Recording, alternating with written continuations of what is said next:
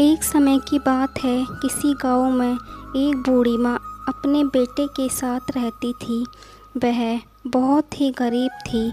माँ और बेटे मिलकर मेहनत और मजदूरी करते थे और अपना गुजारा करते थे। मेहनत करके ही अपने घर का खर्च चलाते थे। जब बूढ़ी माँ का बेटा विवाह योग्य हो गया, तब उसकी माँ ने उसका विवाह कर दिया। बूढ़ी माँ की बहू बहुत सुंदर, सुशील और संस्कारी थी। वह बहुत ही धार्मिक प्रवृत्ति की थी और रोज पूजा पाठ किया करती थी। उनकी बहू भगवान शिव की भक्त थी। वह घर पर ही शिव जी की पूजा किया करती थी। शादी के कुछ समय बाद सावन का महीना आया। सावन के महीने में वह भगवान शिव पर मंदिर में जाकर जल चढ़ाना चाहती थी।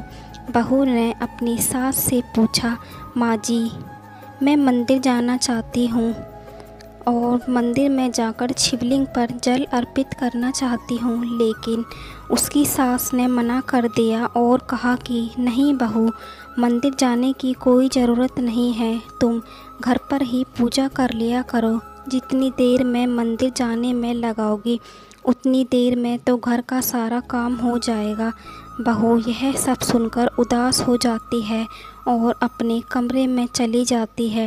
दूसरे दिन जब बहू कुएं से पानी भरने जाती है, तब वहाँ दो लड़कियाँ उसे मिलती हैं जो पूजा करने भगवान शिव के मंदिर जा रही थी।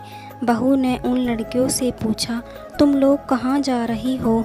तो उन लड़कियों ने कहा कि सावन का महीना शुरू हो गया है, इसलिए हम शिव जी के मंदिर पूजा करने जा रहे हैं। यह सुनकर बहू उदास हो जाती है। तब लड़कियों ने उसे उदास देखा तो कहा, क्या बात है, आप इतनी उदास क्यों हो गई हो?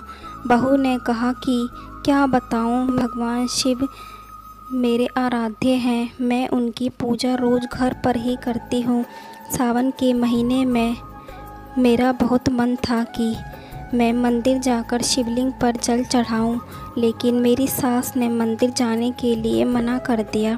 तब लड़कियों ने कहा कि आप उदास मत हो, आप इसी समय पानी भरने आया करो और हमारे साथ पूजा करने मंदिर चला करो। लेकिन मेरे पास तो पूजा के लिए सामान नहीं है और अगर मैं घर से सामान लेकर आई तो मेरी सास देख लेगी। तब लड़कियां बोली, कोई बात नहीं, तुम हमारे सामान से पूजा कर लेना।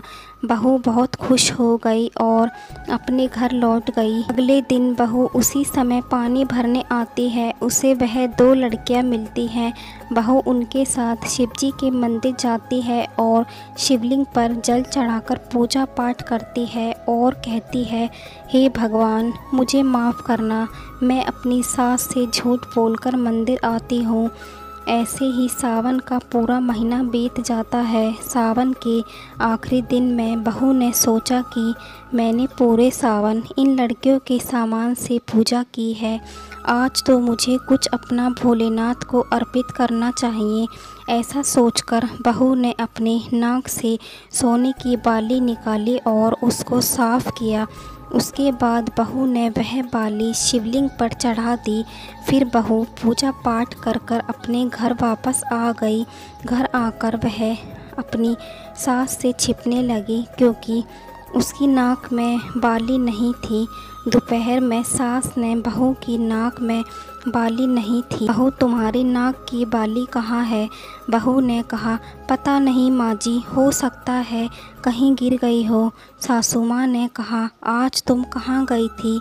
बहू ने कहा, माँ जी, सिर्फ पानी भरने गई थी, फिर उपले बनाने गई थी। तब सास ने कहा, ठीक है, चलो हम वहीं चलकर बाली ढूंढते हैं। और सास और बहू बाली ढूंढने जाते हैं। रास्ते में उन्हें बाली कहीं नहीं मिलती। फिर वह उपले थापने वाली जगह जाते हैं। वहाँ सास उपला तोड़कर देखती है तो उसमें एक की जगह दो बालियाँ निकलती हैं। तब सास ने कहा, बहू, तुम्हारे पास तो एक ही बाली थी, ये दो बाली कहाँ से आई हैं?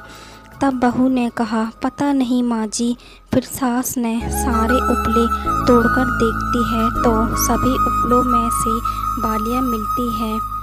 उन्हें बहुत आश्चर्य होता है। सास बहू से पूछती है, ये सब क्या है बहू?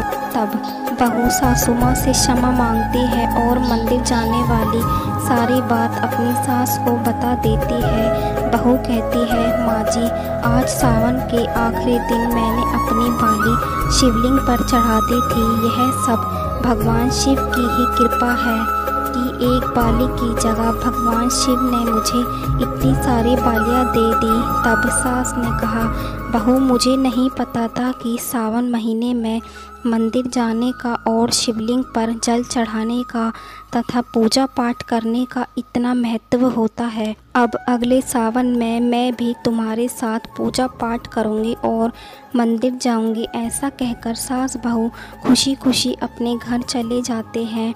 एक साल ऐसे ही बीत जाता है। फिर सावन का महीना शुरू होता है तो दोनों सास बहू मंदिर जाती हैं और पूजा पाठ करती हैं। इससे उनका घर धन धान्य से भर जाता है। कुछ दिनों बाद बहू के एक पुत्र होता है। भगवान शिव की कृपा से उनका जीवन खुशियों से भर जाता है। तो हे शिव जी, जैसे इन सास बहू पर अपनी कृपा की, वैसे ही अपने सभी भक्तों पर अपनी कृपा सदा बनाए रखना। जय हो भगवान शिव की। अब अगर आपको यह वीडियो पसंद आई है तो वीडियो को लाइक, शेयर और सब्सक्राइब करें। साथ ही कमेंट बॉक्स में जय भोलेनाथ अवश्य लिखें।